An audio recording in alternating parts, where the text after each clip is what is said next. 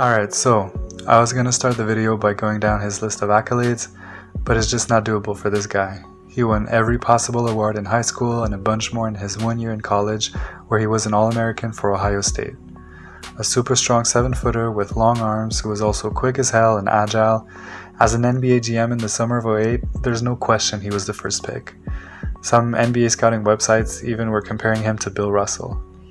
Anyways, shout out to Dimitrios the One for the request, sorry it took a while. Greg Oden's health struggles are well documented. Soon after joining the league, he was plagued with a bunch of foot and knee injuries, repeated microfracture surgeries, had to miss most of his second year and his third, fourth, and fifth year entirely. That's until he signed for 1 season with the Heat, where he didn't contribute much. A lot of Greg Oden's simulation videos out there start his career over entirely as the second coming of Shaq, but I'm trying something different here. We'll see if we can save his career from when he last played in the league. So I picked things up in the summer of 2014. At this point, Oden is considered a bust and can be signed for the league minimum. With nothing to lose and lacking a decent rebounder to support Melo in his last good years, the Knicks decide to try their luck and are willing to see what they can do with him in 2 years plus 1 team option if it goes well. Oden spends the offseason losing weight to put less pressure on his joints and shows up to camp looking ripped. Greg Oden is only 26 at the start of the season. The Knicks staff spends the first year focusing on rehab and readjusting his jumping and landing mechanics. I increased his knee durability ratings to reflect that. Taking advantage of his high motor and reflexes will work on his passing and getting back his athleticism gradually. If he can at least draw attention in the paint and reliably kick it out to any of our shooters, we're pretty good. His overall is 69 at this point, but throughout the season he only saw the floor in 2 games, but that was the plan. We wanted him to avoid major injuries, and the Knicks end up not making the playoffs this year. This is now season 2015-2016. His overall is 68. It dropped by 1. Hopefully that's because they focused on rehab and his skills development was put on pause. Oden went from 0 to 25 minutes a game because we lost 2 big men in the free agency, which was too much too soon, and his ankle was bothering him on and off until he fully sprained it, landing on Blake Griffin's foot after attempting a contested layup.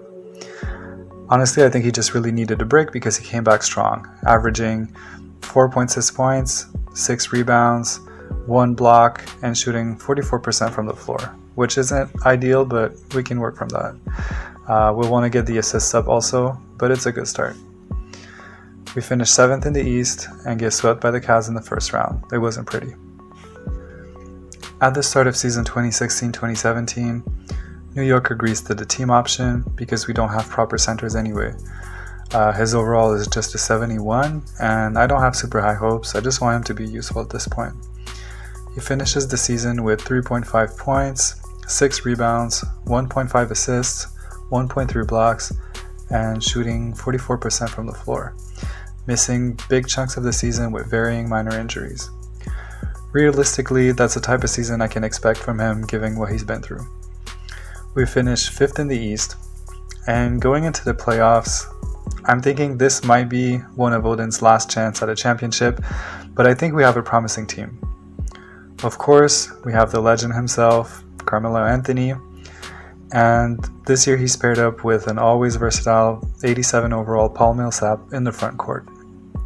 The center position, probably our weakest one, is filled by Andrea Bargnani and yours truly Greg Oden, and also a rookie from Nigeria. We got all-around wing Cleanthony early to sub in for Melo, and a stacked backcourt of young physical guards with an 80 overall Shane Larkin, Iman Shumpert, who's a slasher for us and a very good defender. We have a young star in Tim Hardaway Jr. who can play the 1 and the 2 and score in bunches, and then some vets like J.R. Smith and Jose Calderon who can both give us quality minutes off the bench. And keep in mind, almost everyone on this team is a shooter. In the first round, we had to take it to 7 games against a tough Nets team with Brook Lopez, Darren Williams, and KD. Greg Oden had a few moments offensively, but mostly contributed to a solid team defense effort with his presence in the paint. Things weren't looking good for us in the second half of Game 7, until Melo went crazy and took us on a 17 points comeback in the fourth. We then took on the Raptors, led by a prime DeMar DeRozan. The team often double-teamed Melo, and Oden didn't get much playing time or touches, but had this clutch block with 1 minute left in Game 2 to save the game. He plays so hard, but just has a tough time keeping up. This series was all about our young physical guards having fun in the open court. Also, Carmelo saved our asses with this putback late in the fourth in Game 7, on what turned out to be our last offensive possession.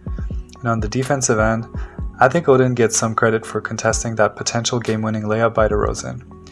We would take the game in OT and move on to the conference finals.